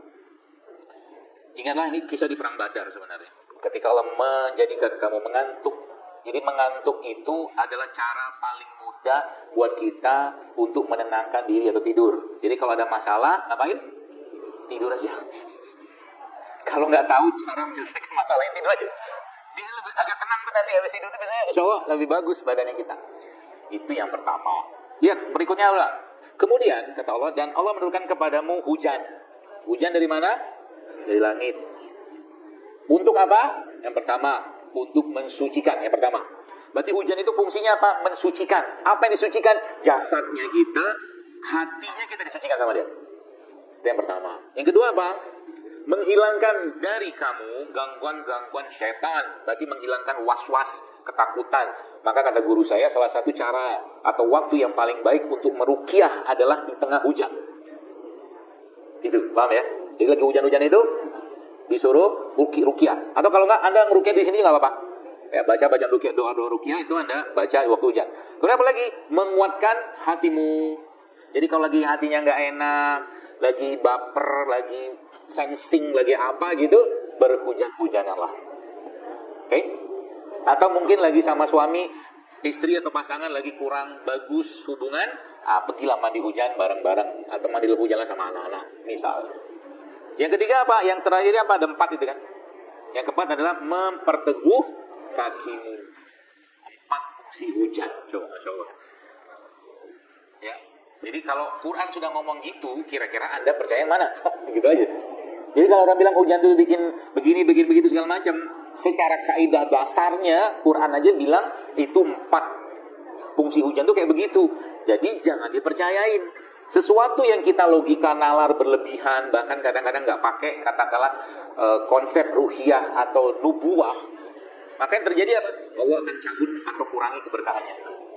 Ya, jadi hati-hati. Ada orang ngomongin kambing, ya kambing misalkan. Subhanallah, kambing itu Anda buka hadisnya. Masya Allah, kambing itu banyak sekali hadis-hadis tentang kambing, melihara kambing, makan daging kambing. Coba. Tapi kalau saya sekarang ngomong kambing, yang dipikirkan banyak orang apa? Kolesterol, darah tinggi, itulah saya bilang fitnah. Gara-gara kita nggak percaya, keberkahannya Allah ambil. Sekarang bicara hujan juga sama. Bahasa yang kita pakai, nah jangan hujan-hujanan. Wallah, dalam satu acara kondangan saya pergi, saya pakai baju rapi, saya pakai sepatu, saya pakai baju batik. Lagi hujan, apa yang saya kerjakan? Saya hujan-hujanan. Selesai acara gitu kan, ngapain pakai payung, hujan biasa aja lah. Toh juga saya tidak bersuzon dengan hujan ini membuat saya sakit. Orang begitu banyak manfaatnya, kita justru malah berpikir sakit. Yang terjadi apa? Dapat sakit beneran. Ya, seperti itu. Masya Allah. Ya, jadi kalau lagi pas hujan gimana? Hujan-hujanan aja. Serius. Tunggulah bentar, agak reda. Jangan semua data itu dipercaya gitu loh. Ya. Matahari penyebab kanker gitu kan. Karena bocornya ini itu. Dan saya kadang-kadang mikir, kalau begitu caranya, harusnya, kalau menurut saya gitu ya, kita berpendapat gak apa-apa lah. Jadi kadang-kadang kita tuh dengan ciptaan Tuhan itu, dengan ciptaan Allah tuh kayaknya takut ini minta ampun. Ozon bolong lah, atmosfer bolong lah, matahari bikin kanker lah. Kalau begitu caranya, petani dan nelayan itu manusia paling banyak kankernya loh. Betul gak? Tapi mereka COVID kemarin, coba. Paling sakti mereka. Kena matahari terus, yang orang-orang kota kayak kita begini aja. Yang kelepak-kelepak gitu kan. Mereka di sana anteng-anteng aja tiap hari terpapar matahari, kakinya nge-grounding, kena tanah, coba. Bahkan ada satu masih banyak. Bahkan ada satu video saya lihat itu ada wisata gitu ya, di Belanda gitu. Jadi wisata tuh dimulai dari orangnya buka alas kaki. Handphone ditaruh, mereka jalan di situ, bahkan masuk lumpur, masuk apa, masuk tanah, masuk air. Itu bener. Wa izqala rabbuka inni ja'ilun fil ardi khalifah. Kita diciptakan Allah tuh untuk jadi khalifah. Khalifah itu harus dekat sama alam. Jadi kalau Anda tidak dekat sama alam, pasti akan berantakan. Jarang kena matahari, tanah, kulit kita keluar sedikit, pakai sunscreen.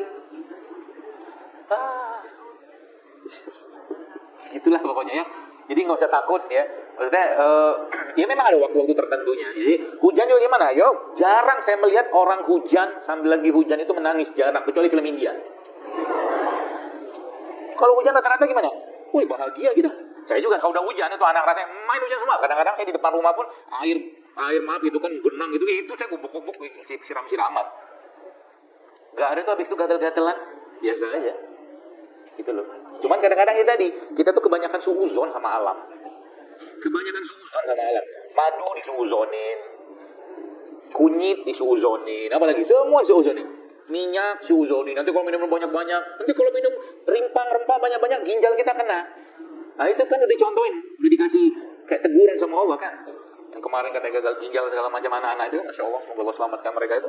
Itu gak mungkin, gak ada minuman yang begitu-begituan. Yang minuman itu semua ada pemanis buatannya. Ini di depan di label makanan itu pun ada peringatan kok, jangan dikonsumsi anak 5 tahun, ibu menyusui, ibu hamil, gara-gara ada pemanis buatan. Nah gitu, ya. Berarti kalau manisnya benar gimana? Bagus, ada minum tebu. Dalam air tebu itu ada satu zat bahkan justru malah sangat baik untuk orang-orang diabetes. Coba, air tebu. Coba ya, buka datanya itu. Ya, minum madu bikin diabetes nggak? Ya kalau madunya benar justru malah dia memperbaiki diabetes. Asal jangan berlebihan. Makan kurma 75% isinya glukosa, benar. Tapi glukosanya dia tidak sama dengan gula pasir. Beda cerita. Ya pokoknya sesuatu yang masih asli, alami, tanpa pengolahan, ya. Apalagi disebutkan Allah dalam Al-Quran ataupun disebutkan Nabi kita alaihi salatu wasallam dalam hadis misalkan, pasti barokah. Percayalah. Contoh nih, kata Nabi SAW, asyifa'u fis salasa. Ya, kesembuhan itu ada 3 kata Nabi. Sarbatul asal, ya. Minum madu. Berarti ada janji yang disematkan Nabi dalam minum madu. Wa syartah fil mihjam. Dan sayatan alat bekam. Artinya dalam bekam itu ada janji kesembuhan yang disampaikan Nabi kita alaihi salatu wassalam. Wa kaitinar kata Nabi, dan K. Cuman aku gak suka K kata Nabi. Kayak gitu. Jadi sesuatu yang kayak begini nih, manfaatkan saja. Ngambil apa? Ngambil, kalau orang tua bilang, ngambil barokahnya. Saking barokahnya apa? Nabi kita SAW menjelaskan, rumah yang di dalamnya ada kurma kata Nabi, maka rumah itu tidak akan kelaparan. Maka di luar Ramadan pun di rumah kita disiapkan kurma. Makan tuh kurma. Barokahnya luar biasa. 7 butir ajwa yang kita makan tiap hari, kata Nabi SAW, di pagi hari itu bisa menghilangkan atau menjauhkan daripada gangguan sihir sampai sore hari. Barokahnya kurma ajwa. Nah gitu. Ya, jadi kalau sudah sifatnya berarti percaya aja lah. Mau ada riset kek, mau nggak ada kek, nggak ada urusan kita. Itu mukmin namanya. Kalau ada pun riset-riset kayak begitu, zaman sekarang ada riset tentang hujan. Ya, surat Al-Anfal sudah 1400 tahun yang lalu udah ngomong manfaat hujan coba. Kita baru tahu zaman sekarang. Ini sengaja diperlama pertanyaannya, jawabannya. Karena gak sempat juga dibaca sebanyak ini. Oh tambah lagi nih, Masya Allah, saya bawa pulang aja lah ya. Nanti saya jawab di IG aja. Mau gak? Nonton live-nya nanti. Nanti kita bikin live-nya. Khusus menjawab pertanyaan Masjid Baitul Basir. Satu kita baca lah, biar bahagia. Tulisannya agak susah dibaca ini. Yang lain aja ya. Semangat kali, sampai kertasnya robek. Assalamualaikum, waalaikumsalam. Bagaimana cara merubah menjadi makanan sehat kalau keluarga masih suka makan nasi putih? Nggak apa-apa, udah jelasin ya. Nggak apa-apa, nasinya ditambahkan macam-macam tadi itu loh. Ya. Dan jangan khawatir, tetap enak kok. Ya, tetap enak, tidak masalah. Jadi mengubah kebiasaan itu bukan hal yang gampang memang, ya. Bukan hal yang gampang, ya. Bagaimana supaya tulang pinggang menjadi kuat? Udah jelasin tadi, ya. Pakai kaldu tulang boleh, atau Anda mulai olahraga, pelan-pelan aja olahraganya, sesuaikan dengan usianya. Ini terakhir pertanyaan, sudah jam 11. Apa yang dimaksud usia sel kita lebih tua dari umur kita? Boros. Jadi ada namanya itu biological age. Biological age itu adalah usia biologis. Ada namanya actual age. Jadi misalkan ada orang umur dia lahir tahun sekian, umurnya 40 tahun ya. Tapi dengan alat misalkan berapa tuh, pakai ada timbangan pun ada tuh yang di gym-gym itu tuh. Nah, itu ketahuan dia umurnya 40 tahun, umur berdasarkan tahun lahirnya. Tapi apa? Tapinya umur biologisnya pilihannya 2. Sama dengan umur itu, 3 sama dengan umurnya dia itu, atau lebih muda atau lebih tua.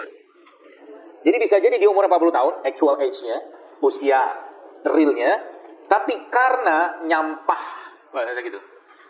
pikiran, nyampah emosi, nyampah makanan, nyampah pergaulan, yang terjadi apa? Menua dia sebelum waktunya. Ya, sehingga umur aslinya 40 tahun, tapi umur biologisnya ternyata 50 atau 60 tahun. Sehingga dia apa? Dengan orang yang sama usianya, bisa jadi orang begini tampak lebih tua. Nanti Anda akan ketemu tuh, kalau Anda bagusnya sudah mulai hidup sehat, makanan sehat, temannya sehat gitu ya, itu nanti akan dia dia akan kayak nge-reverse ya, umur biologisnya itu. Sehingga nanti, kamu umur berapa ya? 40, tapi kok kayak 30 tahun. Itu ada seorang profesor di Harvard itu, dia cerita, umur dia itu 53 tahun, tapi kalau dilihat mukanya kayak 30 tahun. Rahasia dia banyak, salah satu rahasia dia banyakin puasa. Itu orang banyak puasa versi mereka.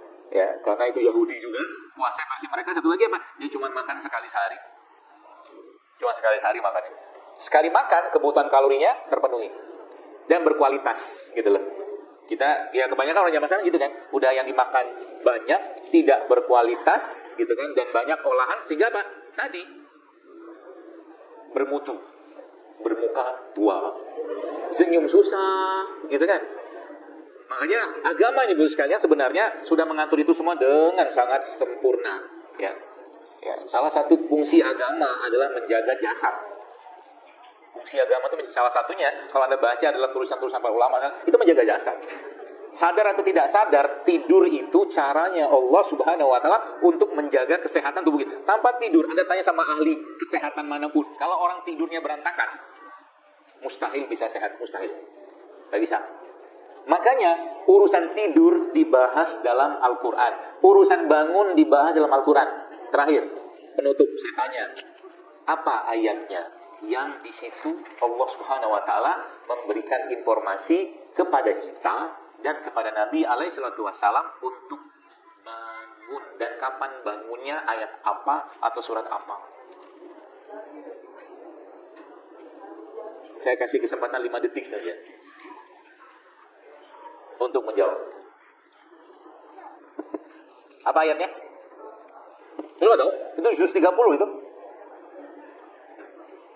Suruh bangun, saya kasih clue-nya. Kalau bisa jawab dapat fix me. Ayat kan.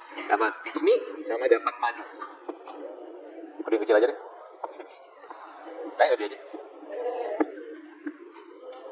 Surat apa? Hah? Al-Furqan. Apa bunyinya?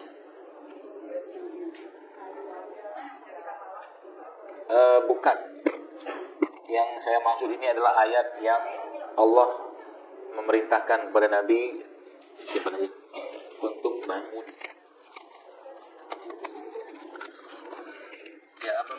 Ya. Apa bunyinya? Apa bunyinya? Masa enggak jelas? Itu sudah sangat jelas loh clue-nya. Hah? Wa ja'alna laila, itu malam. Dan kami jadikan malam sebagai istirahat. Tapi enggak apa-apa lah Bu, nanti dapat punya Zaitun. Hah? Naumakum? Depannya apa? Bukan. Itu jelas banget perintah kepada Nabi untuk bangun malam. Coba. Qumil laila illa qalila nisfahu aw inqus minhu qalila. Kapan bangunnya?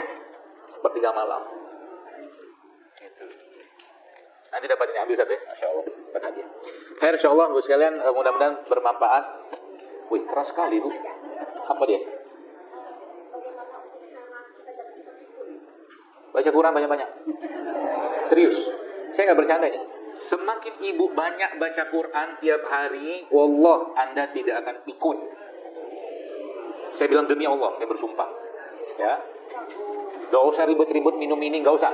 Banyakin baca karena Quran itu akan menjaga. Kita baca doanya Allah marhamna bil Quran kan. Rahmatnya Allah untuk orang yang baca Quran itu, ya, rahmatnya Allah yang untuk orang baca Quran bukan cuma sekedar rahmat yang sifatnya non fisik dalam bentuk hidayah taufik, ke jasad juga sama.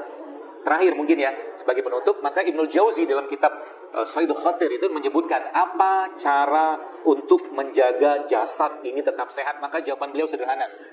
Lakukanlah dan perbanyaklah melakukan ketaatan, maka jasadmu akan sehat. Kalau orang yang sudah menerapkan itu, maka dia pasti akan menjaga makanan, menjaga minuman, memperbanyak puasa, memperbanyak amal soleh. Sehingga dikasih makan yang aneh-aneh gak mau dia. Ya.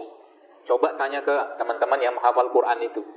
Ya, apalagi dia punya suara yang bagus, nggak mau, rugi. Karena lebih apa ya? Lebih berharga suara-suara itu tuh, gitu kan? Suara-suara baca Quran itu kita oke lah, nggak diperdengarkan ke orang, ke diri kita sendiri saja. Ya makanya kalau ibu tanya apa obat, apa saran buat jangan sampai demensia atau Parkinson, demensia mungkin yang pikun itu kan? Ya baca Quran. Dan ketika membaca Quran itu sebelum Anda baca, doa dulu lah, minta sama Allah, ya Allah berkahi setiap huruf yang kubaca ini ya Allah. Misal doanya kayak begitu. Kalau Anda baca ya Allah, jika ada penyakit dalam hatiku yang masih ada, maka sembuhkan dengan Quran ini. Gitu. Jika otakku ya Allah masih berat berpikir, maka cerdaskan aku dengan Quran. Nah, gitu caranya. Ya, baru kita bahas yang lain-lain lagi. Ya, kalau Quran saja kita nggak dekat ya susah yang lain. Ya, jadi itu. Apalagi bisa zaitun juga bisa. Zaitun itu salah satu herbal yang paling baik untuk mencegah demensia atau Parkinson. Atau apa lagi? Saffron. Cuman dulu saya pernah ada jual saffron, sekarang nggak ada lagi. Ya. Saffron tuh bagus buat itu. Cuman jangan melulu menggantungkan pada benda, jangan. Tapi gantungkanlah kita itu doa kita, harapan kita, keinginan kita dengan Allah. Ya Allah berkahi. Bahkan ibu bangun malam saja, misalkan sholat malam gitu kan, itu masya Allah sedekah, sodako, infak, itu masya Allah efeknya ke jasad itu ada. Ya seperti itu ya bu ya. Jadi rutinkan saja seperti itu, perbanyak baca Quran, gak usah fattakullah sumastata'tum, kata Allah, bertakwalah semampu kalian, kata Allah. Ya. Maka kalau nggak mampu sehari, kata Allah, kalau bisa idealnya gimana? Kalau bisa idealnya 1 bulan sekali khatam. Kalau bisa. Itu ideal yang Nabi jelaskan dalam sebuah riwayat. Ya, paling cepat berapa lama? Paling cepat sehingga 3 hari. 3 hari. Paling cepat ngatamin Quran itu. Semakin banyak kita menghatamkan Quran dengan kaidah yang diajarkan Nabi kita sallallahu alaihi wasallam, semakin cerdas kita, percayalah. Allah akan memberikan hikmah-hikmah yang kadang-kadang kita nggak ketahui dari Quran tadi. Makanya orang-orang zaman dulu para sahabat, tabi'in dan segala macam itu mereka tuh sangat dekat dengan Quran. Lihat sesuatu ingat ya Quran, lihat sesuatu ingat ya Quran, lihat sesuatu hujan ya ingat. Jadi kalau hujan ini nggak dipikirnya hujan bikin demam gitu enggak. Lihat pohon ingat ya Quran, lihat angin lihat awan ingat ya Quran. Itu kerjaan mereka. Karena apa? Karena saking dekatnya mereka dengan Quran sehingga cerdasnya luar biasa. Ya orang-orang zaman dulu itu. Kenapa? Karena dekat dengan Quran. Caranya gimana? Mulailah dengan doa dulu. Minta sama Allah, ya Allah dekatkan diriku, keluargaku, anak keturunanku dengan Allah. Saya kira begitu, kita tutup saja majelis kita ini dengan doa majelis. Subhanallah wa bihamdika asyhadu an la ilaha illa anta astaghfiruka wa atubu ilaik. Assalamualaikum warahmatullahi wabarakatuh.